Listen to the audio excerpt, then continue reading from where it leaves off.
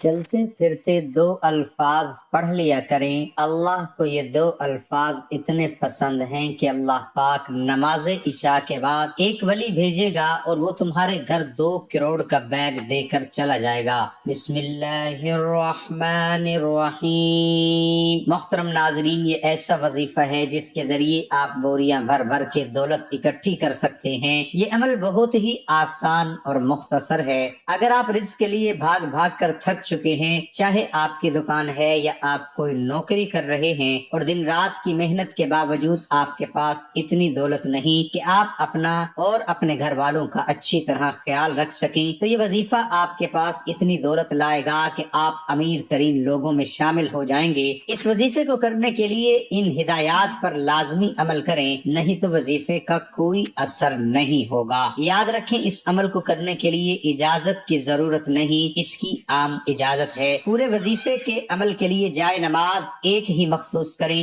بار بار جائے نماز نہ بدلیں۔ وظیفہ یا عمل روزانہ ایک ہی مقررہ وقت پر بلا ناغہ پڑھیں۔ وظیفہ یا عمل کرتے ہوئے اللہ پر یقین اور اعتماد مضبوط رکھیں، کیونکہ خدا پر مکمل اعتماد کرنے والوں کی محنت کبھی ضائع نہیں جاتی۔ اس وظیفے کو کوئی بھی مرد یا عورت کر سکتا ہے۔ یہ عمل بہت آسان اور مختصر ہے۔ اس وظیفے کی جتنی بھی تعریف کی جائے کم ہے۔ یہ وظیفہ بہت ہی مجرب ہے۔ وظیفے کا طریقہ کار یہ ہے کہ اس عمل کے لیے آپ نے ایک تسبیح کرنی ہے۔ عمل کرنے کے لیے آپ کا باوضو حالت میں ہونا ضروری ہے۔ بغیر وضو کے بغیر آپ نے یہ عمل نہیں کرنا۔ عمل کرنے سے پہلے اللہ تعالیٰ سے پکی اور سچی توبہ کرنی ہے، تاکہ اگر آپ ہر روز یہ تسبیح کر لیا کریں گے تو کبھی بھی آپ کو رزق کی تنگی کا سامنا نہیں کرنا پڑے گا، اور آپ کا گھر دولت سے بھر جائے گا، اور آپ خود لوگوں کی دولت سے مدد کیا کریں گے اور ہمیں دعا دیا کریں گے۔ محترم ناظرین، اپنے اعمال پر توجہ دیجیے، حقوق العباد لازمی پورے کیجیے اور حقوق اللہ کا بھی خیال رکھیے، کیونکہ اللہ کبھی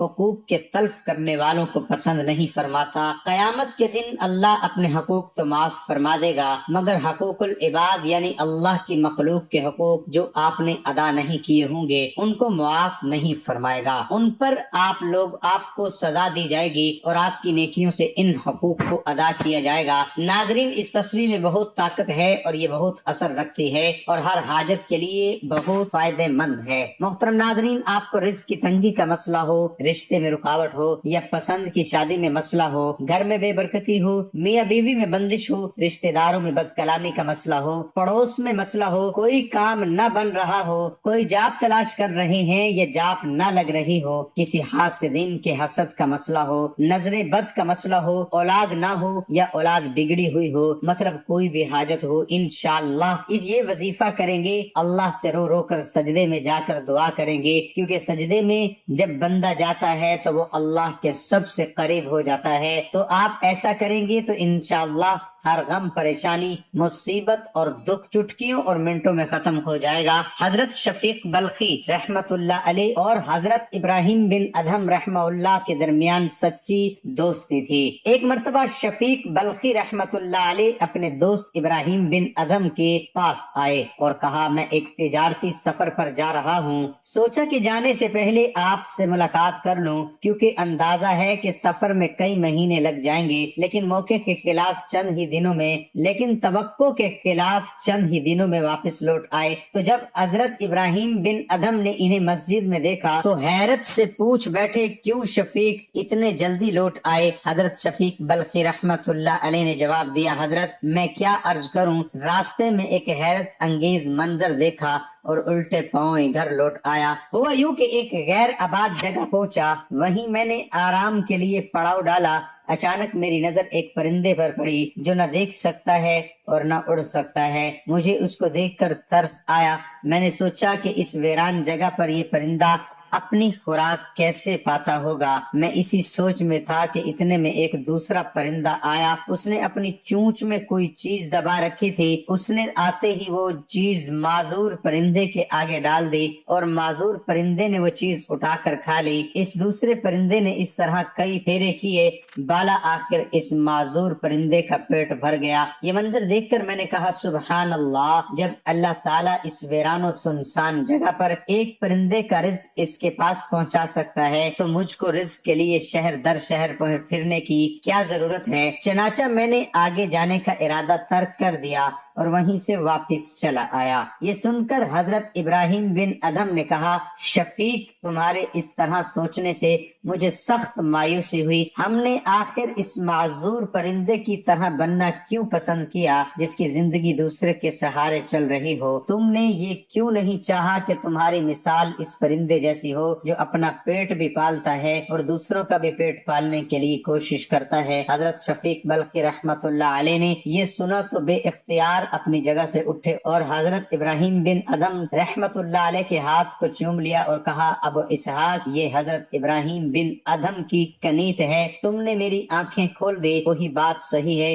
جو تم نے کہی ہے۔ اس واقعے سے ہمیں دو نصیحتیں معلوم ہوئی، ایک یہ کہ زندگی میں ہم دوسروں کے لیے کبھی بوجھ نہ بنے، اور دوسری یہ کہ ہم ہمیشہ دوسروں کے کام آئیں، پاکیزہ اور حلال روزی کما کر دوسروں کے لیے سہارا بنے۔ حضرت شیخ حماد ابو الخیر رحمت اللہ علیہ فرماتے ہیں کہ ایک مرتبہ جب میں مدینہ منورہ میں حاضر ہوا تو 2 دن سے مجھ پر فاقہ تھا، تو میں نے مواجہہ شریف میں حاضر ہو کر صلاۃ و سلام کے بعد عرض کیا، یا رسول اللہ صلی اللہ علیہ وسلم، میں آپ کا مہمان ہوں اور مسجد نبوی صلی اللہ علیہ وسلم میں ایک طرف بیٹھ کر درود شریف پڑھنے میں مشغول ہو گیا کہ نیند نے غلبہ کیا اور سو گیا، تو خواب میں مجھے سرور انبیاء صلی اللہ علیہ وسلم کی زیارت ہوئی۔ آپ صلی اللہ علیہ وسلم کے دائیں طرف سیدنا صدیق اکبر رضی اللہ عنہ اور بائیں طرف فاروق اعظم رضی اللہ عنہ اور سامنے حضرت علی رضی اللہ عنہ، جو جلدی جلدی سب کے آگے بڑھ کر میری طرف تشریف لائے اور مجھے فرمایا، خوش آمدید، اللہ کے رسول کے مہمان حضور صلی اللہ علیہ وسلم تشریف لا رہے ہیں۔ میں اٹھا اور تعظیم بجا لایا۔ آپ صلی اللہ علیہ وسلم نے کمال شفقت سے ایک روٹی عطا فرمائی جو میں نے خواب میں ابھی آدھی کھائی تھی کہ فرط شوق سے میری آنکھ کھل گئی تو باقی آدھی روٹی میرے ہاتھ میں تھی۔ سبحان اللہ۔ ناظرین، حضرت شاہ عبد الرحیم نقشبندی مجددی رحمت اللہ علیہ فرماتے ہیں کہ ایک دن رمضان المبارک میں مشقت کی وجہ سے سخت کمزوری طاری ہو گئی، قریب تھا کہ روزہ افطار کر لیتا، مگر فضیلت رمضان شریف کے فوت ہونے کے خوف سے باز رہا۔ اس غم کی حالت میں درود پاک پڑھتے پڑھتے اونگ آ گئی۔ میں نے خواب میں حضور انور صلی اللہ علیہ وسلم کو دیکھا۔ آپ صلی اللہ علیہ وسلم نے مجھے لذیذ اور خوشبودار کھانا عطا فرمایا۔ میں نے شکم سیر ہو کر کھایا اور ٹھنڈا پانی پیا جو آپ صلی اللہ علیہ وسلم نے ہی عطا فرمایا تھا۔ پھر بیدار ہو گیا تو نہ تو بھوک تھی، نہ پیاس اور نہ کسی قسم کی تھکاوٹ، اور میرے ہاتھ میں ابھی تک زعفران کی خوشبو آ رہی تھی، اور بعض عقیدت مندوں نے سنا تو میرا ہاتھ دھو کر تبرکن اس سے روزہ افطار کیا، جس سے ان کے قلبی احوال کھل گئے۔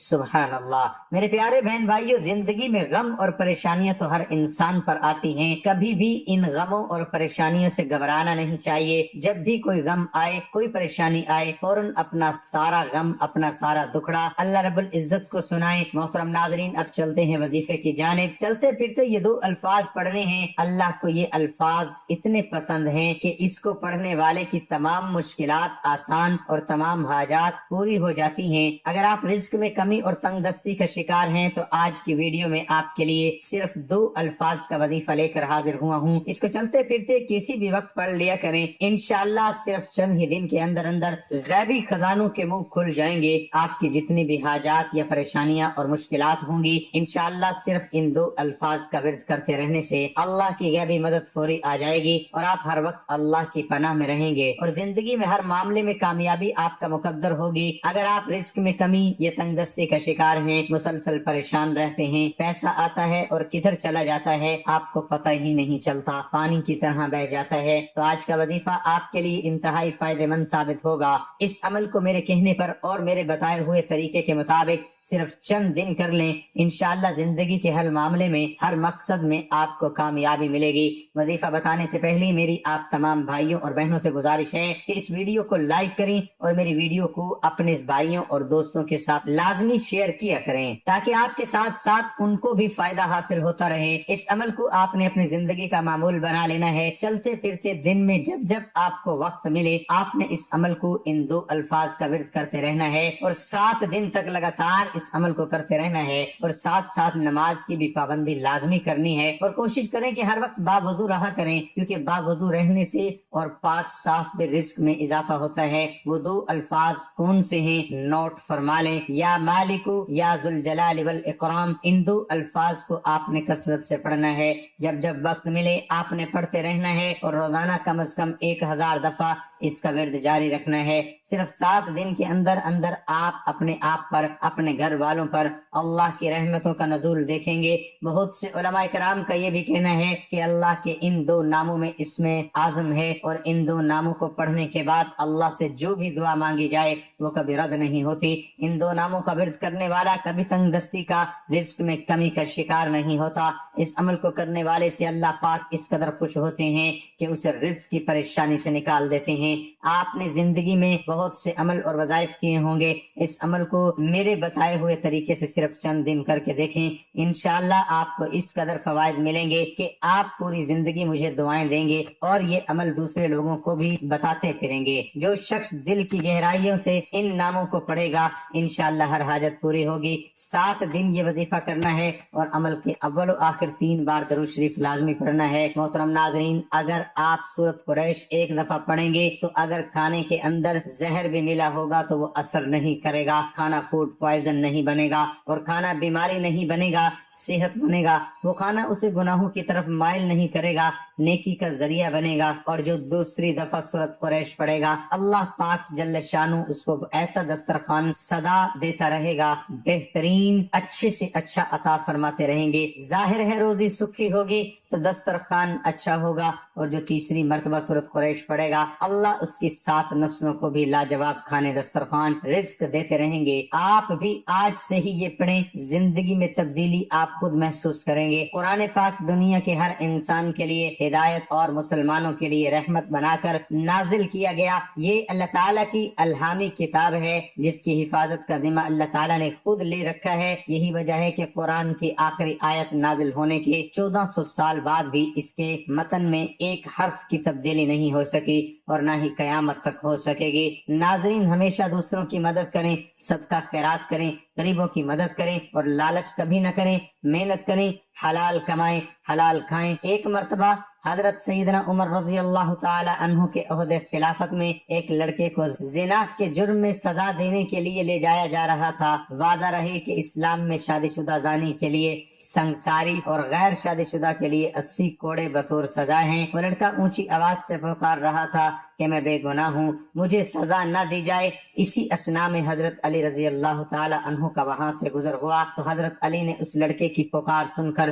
سرکاری اہلکاروں کو رکنے کا حکم فرمایا، اور لڑکے سے پوچھا کیا معاملہ ہے۔ لڑکے نے حضرت علی رضی اللہ تعالی عنہ سے عرض کی کہ جناب، جس جرم کا الزام مجھ پر لگایا جا رہا ہے میں نے وہ جرم نہیں کیا، اور اس جرم کا مجھ پر الزام لگانے والی میری ماں ہے۔ حضرت علی نے یہ سن کر سرکاری اہلکاروں کو وہیں روکا اور کہا اس لڑکے کی سزا فی الحال روک دی جائے، میں اس کیس کو دوبارہ سنوں گا، اگر یہ لڑکا گناہ گار ہوا تو تب سزا دینا۔ دوسرے دن حضرت علی نے عورت اور لڑکے کو عدالت میں طلب فرما دیا۔ حضرت علی نے الزام لگانے والی عورت سے دریافت کیا کیا اس لڑکے نے تیرے ساتھ دست درازی کی ہے؟ وہ جرم کیا ہے جس پر تو نے اسے سزا کے لیے پیش کیا تھا؟ اس عورت نے اس بات میں سر ہلا دیا اور کہا ہاں۔ اس پر حضرت علی نے اپنا رخ لڑکے کی جانب موڑا اور اسے پوچھا یہ عورت تیری کیا لگتی ہے؟ اس نے کہا یہ عورت میری ماں ہے، جس پر عورت نے اس لڑکے کو بیٹا ماننے سے انکار کر دیا۔ اس عورت کے انکار پر معاملہ گھمبیر ہو گیا۔ فیصلہ سننے کے لیے لوگوں کا بڑا مجمع اکٹھا ہو چکا تھا۔ حضرت علی رضی اللہ تعالی عنہ نے فرمایا تو اچھا ہے اے عورت، میں اس لڑکے کا تیرے ساتھ اتنے حق مہر کے بدلے نکاح کرتا ہوں۔ عورت چیخ اٹھی کہ علی، کیا کسی بیٹی کی ماں کے ساتھ نکاح ہو سکتا ہے؟ حضرت علی رضی اللہ تعالی عنہ نے جواب فرمایا